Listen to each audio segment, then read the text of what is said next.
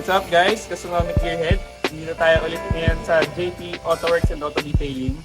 So meron na naman tayong nakitang isang mabangis na kotse dito. Tara, pakita ko sa inyo, reviewin natin.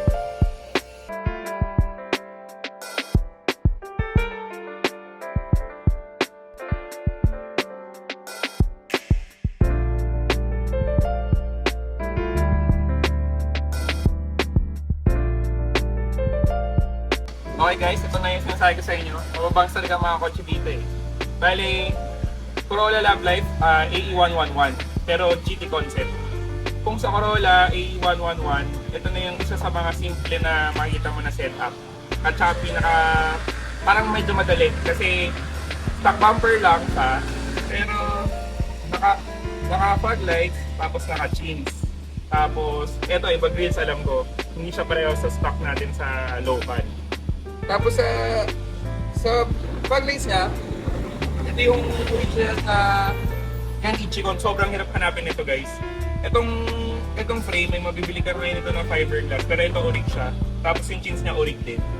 Kaya medyo pang diinan din yung setup nito. So, ito naka bumper pole. Yan, GT, alam ko GT rin ito. So, yun. GT. So, yan ang setup niya sa harapan. Pero, yun, kapag hindi mo masyadong siya mapapansin kasi sobrang simple lang. Kaya siya simple lang kasi stock bumper lang din yung gamit. So, yun guys, lipat naman tayo sa gilid.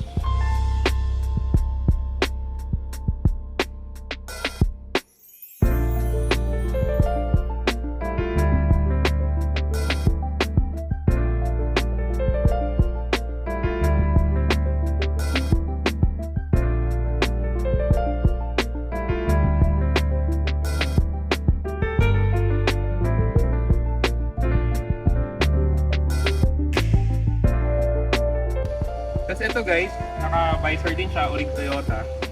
Naka-retract, mamaya papakita ko sa inyo yung switch ng retract niya. Tapos ito, cheek light, alam ko wala sa local dito eh.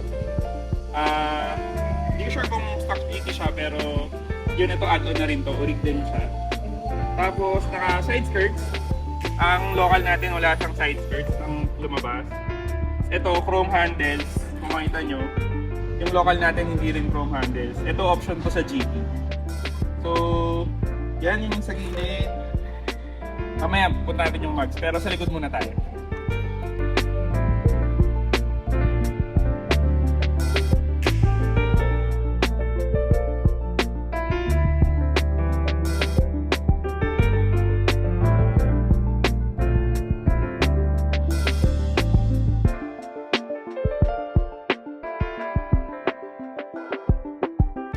So ito guys, sa likod naman, na yun nga, naka-brown na siya with defogger.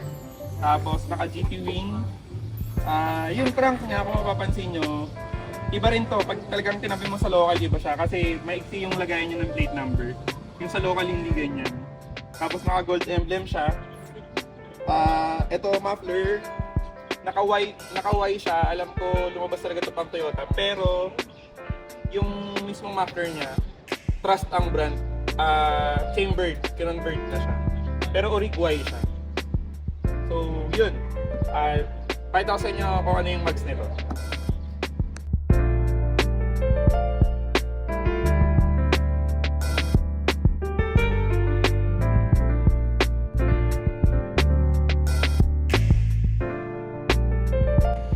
So guys, yung mags niya is Work Pietra, size 15s. For sale nga pala to. Kung interested kayo, message na kayo sa shop sa JT Auto Works and Auto Detailing. So, sa gulong nito, Bridgestone, meaty tires to 555 size 15s. Tapos, naka-coil over siya, kaya ang ganda ng pagkakababa. Hey guys, meron nga pala siyang rear valance.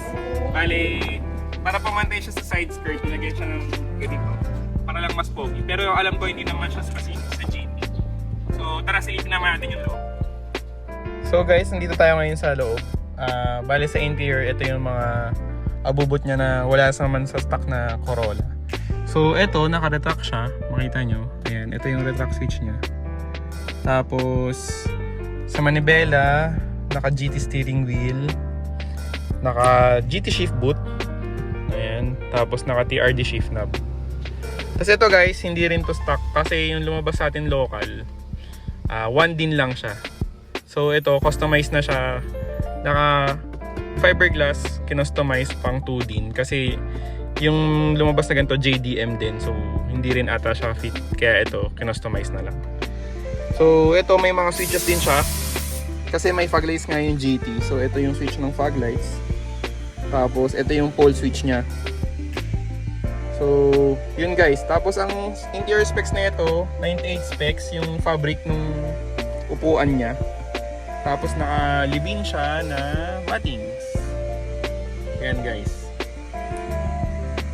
Tapos ito pala guys yung upuan. Recaro SR3. Yung driver side naka SR3. So, tingnan naman natin yung engine nito.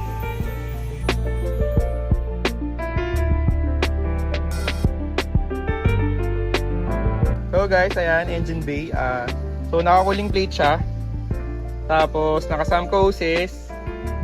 Naka-high tension wire. Cold air intake. Yan, naka-hood damper siya. Para malinis tingnan, wala na yung tinataas-taas. So naka, siya, coil overs. Tapos double D hydrovac. Kung makita nyo, ang laki ang lapad nyo.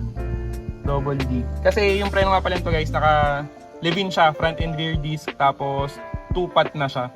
Bali upgraded din. Yung stock kasi natin na gel ay naka-brake drum lang yung likod nun. Tapos hindi siya 2-pot. Yung front disc niya hindi 2-pot. Ito naka 2-pot na. So naka strut bar 3-point strut bar na ultra racing. So sa engine stock for AFE. Pero alam ko naka-schedule na to for engine swap. So yun guys.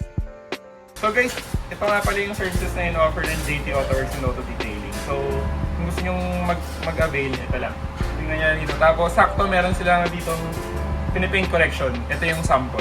Pakita ko sa inyo guys.